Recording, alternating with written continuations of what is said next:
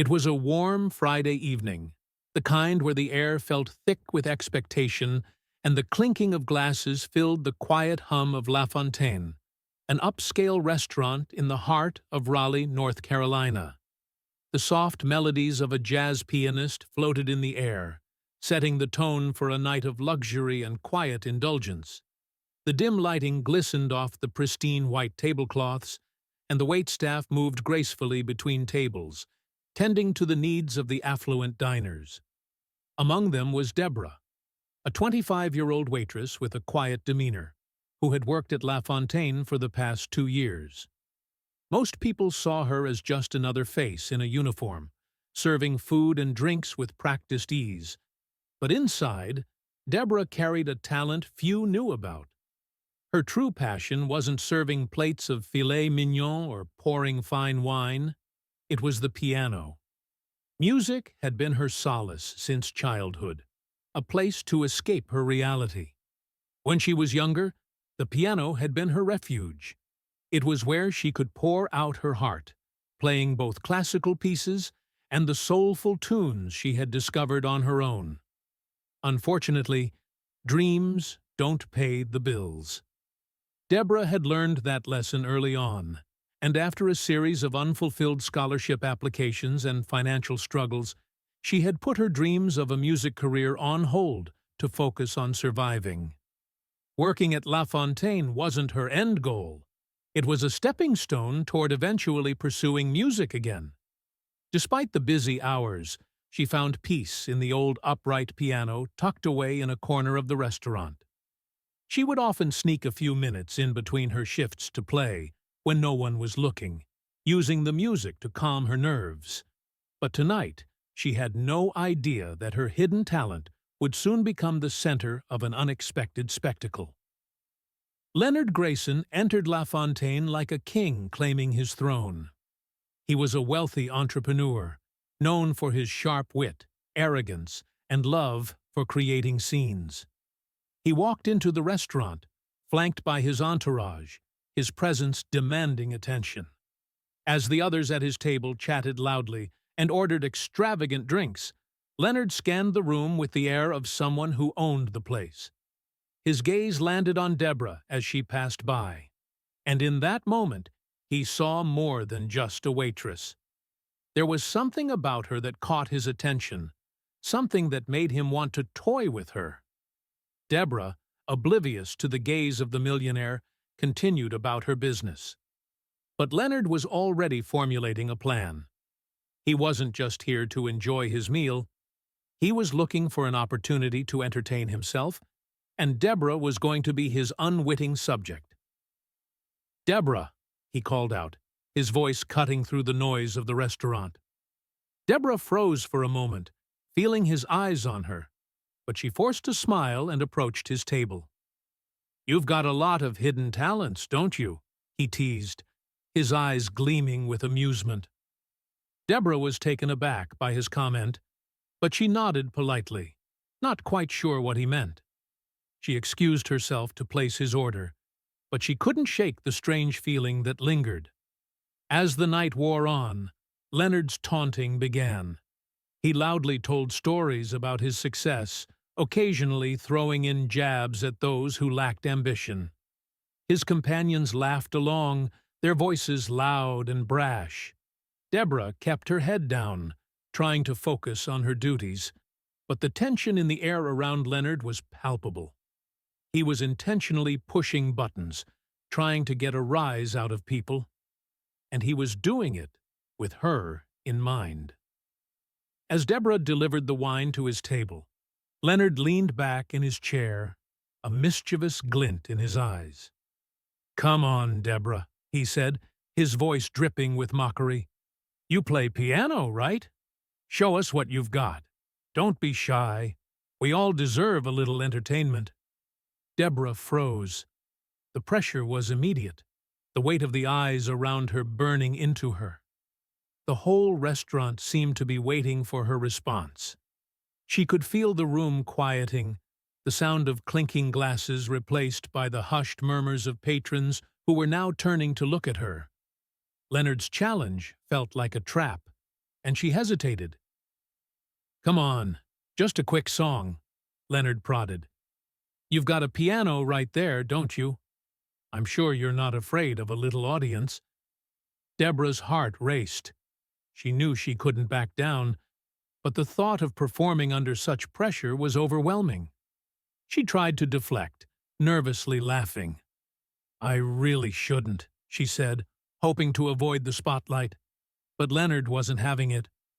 "Oh, I see," he said with a smirk. "All talk, no talent. That's disappointing." His voice was louder now, meant to be heard by everyone in the room. Deborah's stomach sank. The words hit harder than she expected. Her hands clenched at her sides, and her mind raced. Should she walk away? Or face this humiliating challenge head-on? A memory of her mother's voice echoed in her mind. "Never let anyone make you small, Deborah. You're bigger than they'll ever know." In that moment, the decision was made. "Fine," she said, her voice steady but low. "I'll play." The room held its breath. Deborah made her way to the piano, the weight of the moment heavy on her shoulders. Each step felt like a march to battle. As she sat at the grand piano, she could feel the weight of the spotlight on her. Leonard and his entourage looked on, their expressions a mix of amusement and expectation. She had become their entertainment, their pawn in a game they didn't even realize they were playing. Deborah's fingers trembled as she placed them on the keys, the cool surface of the piano offering little comfort. The notes she played at first were soft, almost hesitant. She could hear the murmurs around her, the disbelief in the air. But then, something shifted. As her hands moved across the keys, the music took on a life of its own. She had chosen a piece she knew by heart, a soulful rendition of a classical song, its melancholy melody filling the space with a rawness that left no room for doubt. Each note seemed to speak her truth, the sacrifices of her mother, the years spent practicing alone, the struggles of trying to keep her dreams alive despite the odds. The room grew quiet. The clinking of silverware ceased. Even Leonard, who had been smugly enjoying himself earlier, fell silent. Deborah felt the shift, the air around her thickening with something deeper than just silence. It was respect, admiration, and something else, humility. The crowd's collective breath caught in their throats, and for the first time that night, Deborah felt seen, truly seen, for who she was. As the final chord echoed in the room, the audience was still. No one moved. Then the silence broke. The applause came crashing down like a wave, louder and more powerful than she had ever imagined. The diners around her stood, clapping with enthusiasm, some even wiping away tears. Her co-workers, who had been hesitant to interfere, now greeted her with nods of approval and quiet admiration. But Leonard, he stayed seated, his hands clapping slowly, almost unwillingly.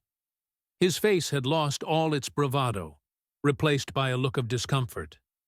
He had wanted to embarrass her, to prove his superiority. But now it was clear. She had humiliated him, not through words, but through the sheer force of her talent. Deborah stood up slowly, her hands still resting on the piano. Her knees trembled, but her posture was straight, her head held high. She didn't need to look at Leonard to know that he was no longer the powerful figure he had once seemed. His earlier bravado had crumbled, replaced by an awkwardness he couldn't shake. "Well," Leonard said after a long pause, trying to regain his composure. "That was unexpected," he said, his voice now quieter, lacking its usual arrogance. Deborah nodded once, her eyes locking onto his. "Thank you," she said coolly, "but it was never about proving anything to you." Leonard's smile faltered, and for a moment he had no words. The room had shifted. The energy had changed. The diners were no longer paying attention to him. He was just another man in a suit, awkwardly fumbling with his drink. She hadn't just performed, she had made a statement, one that couldn't be undone. Leonard's entourage exchanged uneasy glances, unsure of how to react. The once lively conversation had quieted. The power dynamic in the room irrevocably altered. As she walked back to her station, Deborah felt a lightness she hadn't felt in years. She still had a job to do, but for the first time that night, she didn't feel small. Her head was held high, and her confidence was undeniable. When she approached Leonard's table to drop off the check, he looked up at her, his face still etched with discomfort. "You've made your point," he said stiffly. "No need to rub it in." Deborah paused for a moment, looking him straight in the eyes. "I just wanted to play," she said quietly, her voice firm but not angry. There was no need to explain herself any further. She had already proven everything she needed to. Leonard said nothing in response. Instead, he scribbled his signature on the bill, his discomfort palpable. One of his companions, a younger man who had been quieter during the whole ordeal, looked at Deborah with newfound respect. "You were incredible," he said sincerely. "You've got something special." Deborah smiled and thanked him. She could feel her heart swell with pride, but there was no room for arrogance in her. Leonard might have left the restaurant with his entourage, but the real victory was hers. That night, the tips were unexpectedly generous, a small but meaningful gesture of gratitude from the diners who had witnessed her triumph. When Deborah left the restaurant, her mind was filled not with thoughts of Leonard, but with thoughts of the future. She was no longer just a waitress. She was an artist. A few days later, a phone call arrived. It was from a music producer who had been dining at La Fontaine that night. He wasn't offering her instant fame, but he was offering her a chance, an opportunity to record a demo. For the first time in years, Deborah felt hope stir inside her. Her dreams, once put on hold, now seemed within reach. She didn't know where this path would lead, but one thing was certain. She was no longer afraid. Leonard had tried to silence her, but instead, she had silenced him. And now, the world was listening. Have you ever let someone else's doubts stop you from pursuing your dreams? Deborah's story is a reminder that we are all capable of rising above the noise and following our true passions. What's holding you back? Deborah's heart raced as she approached the grand piano in the corner of La Fontaine. She didn't look back at Leonard, even as his mocking gaze followed her. She wasn't going to let him win. She wasn't going to let him break her.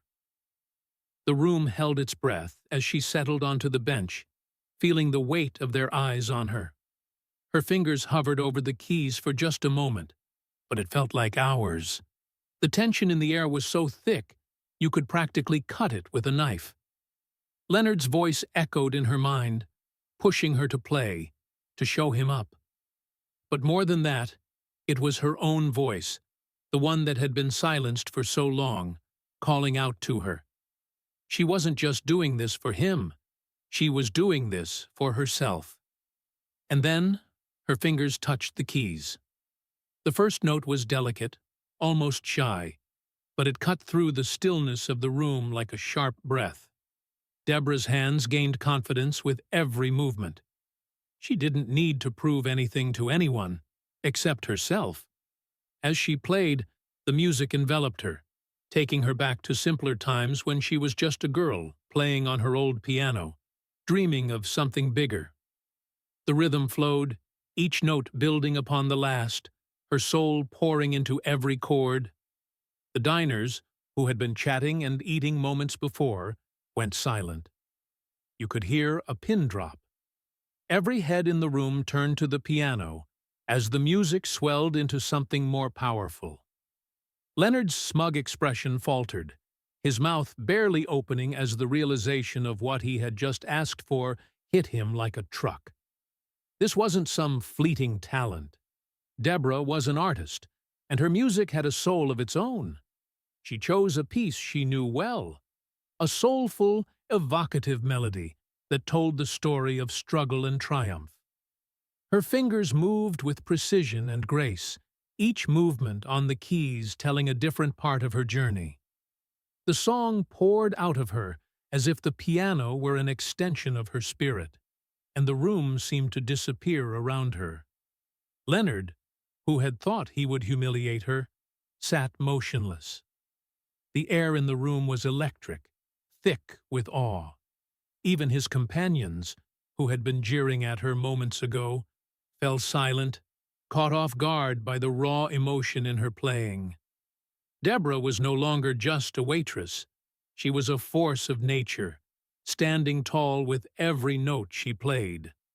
With each passing second, the room's tension melted into something beautiful: respect, admiration, and a little bit of guilt on Leonard's part. This wasn't the moment he had envisioned. The more Deborah played, the more it became clear to everyone around her just how much of an artist she truly was. The last note she played echoed throughout the restaurant, lingering in the air like the final breath of a storm. For a moment, time seemed to freeze. Then, as if released from a spell, the room erupted into applause. The sound was thunderous, shaking the walls and reverberating through the space. Diners stood, clapping enthusiastically, while others simply smiled with admiration. Deborah stayed seated at the piano, still catching her breath. Her hands rested lightly on the keys, her body trembling slightly from the intensity of the moment. She hadn't expected this. The applause, the recognition, it wasn't about that. It was about something much deeper. She had found her voice, and in doing so, she had silenced the doubt and fear that had plagued her for so long. But Leonard didn't share the same appreciation. He clapped slowly, almost reluctantly. His expression had changed from smugness to discomfort, as if he didn't know how to react to the fact that this woman, this waitress, had just shown him up in front of everyone. As the applause began to die down, Deborah stood up, her knees still shaky but her back straight. She gave a polite nod to the diners, who had been the most enthusiastic in their applause. Her smile was subtle, not out of pride, but out of the quiet satisfaction that came from knowing she had done what she set out to do. And then her gaze shifted to Leonard. He wasn't looking at her the same way anymore. The arrogance he had exuded earlier was gone. There was no longer a cocky smirk on his face, just a tense, unreadable expression. His eyes flickered away from hers, as if he couldn't quite look her in the eye anymore. "Well," Leonard said, his voice louder than necessary, trying to recover some of his former bravado. "That was unexpected." Deborah's gaze didn't falter. She wasn't going to let him take control of this moment. She had taken it back for herself. "Thank you," she said, her voice calm, but there was an edge to it. Talent isn't always about who's loudest or richest. Sometimes it's just about doing what you love. Leonard shifted uncomfortably in his seat, his face reddening. He couldn't decide whether to apologize or continue with his act. In the end, he did neither. His companions, once eager to laugh at Deborah, now seemed unsure of what to do. The energy in the room had completely shifted. Deborah turned her back on him, heading toward the door, her colleagues greeting her with quiet nods and smiles. They had all witnessed something powerful, something that would forever change the way they saw her. But for Deborah, it wasn't about them. It was about reclaiming her worth. As she moved through the dining room, a few patrons stopped her to offer kind words. One woman told her that her performance had moved her to tears. Another man, with a sincerity she hadn't expected, encouraged her not to let anyone hold her back. It was as if the world had finally seen her for who she truly was. But Leonard? He wasn't done with his act. When Deborah returned to his table with the check, he looked at her with an expression somewhere between annoyance and reluctant respect. "You've made your point," he said, the words heavy with a hint of forced humility. "No need to rub it in." Deborah didn't miss a beat. She met his gaze directly, her voice steady. "It was never about proving anything to you," she said. "I just wanted to play." There was nothing Leonard could say to that. He didn't respond. Instead, he scribbled his signature on the check, his once dominant presence reduced to nothing more than an awkward shuffle. His companions exchanged looks, unsure how to navigate this shift in power. Deborah walked away, leaving Leonard and his entourage to stew in their discomfort. The night ended quietly for them. They left without their usual grand exit, no longer the center of attention. As Deborah closed the restaurant door behind her, she felt lighter than she had in years. The tips from that night were generous, enough to cover her rent and even pay for piano lessons she had long put off. She wasn't just a waitress anymore. She was an artist, and she had just proven it to herself. As she sat at the piano in her small apartment that night, the worn wood of the instrument felt familiar under her fingers. It wasn't as grand as the one at La Fontaine, but it didn't matter. What mattered was that she was finally playing for herself, not for anyone else's approval. Word of her performance spread, and a few days later, she received a call from a music producer who had been dining at La Fontaine that night. He wasn't offering fame or fortune, but he was offering her a chance to record a demo. Deborah agreed, not because she thought it would change everything overnight, but because it was a step forward. That call, that small gesture, felt like the world shifting in her favor. Deborah had faced down Leonard's mockery and turned it into something powerful. She had found her voice, and now the world was starting to hear her. As she closed the lid of her piano, Deborah smiled softly. She knew the road ahead wouldn't be easy, but she also knew she was ready to walk it. The world had a way of testing people, of trying to silence them. But Deborah had learned the most important lesson of all. You can never let anyone define your worth. The world would never know what hit it. If you liked his video, then subscribe this channel.